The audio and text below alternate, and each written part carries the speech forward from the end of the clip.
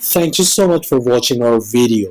Please do not forget to like, comment, share and subscribe to Reality of Islam.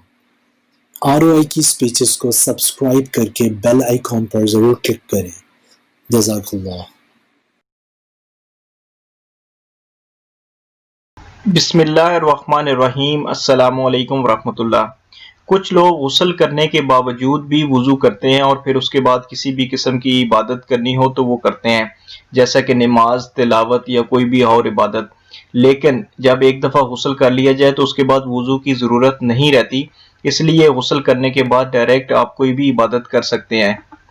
हज़रत आयशा रज़ी अल्लाह अन्हा से मरवी है कि आप सल्लल्लाहु अलैहि वसल्लम गुस्ल जनाबत के बाद वज़ू नहीं फरमाते थे। इब्ने अबी शैबा और शुमाले कुबरा।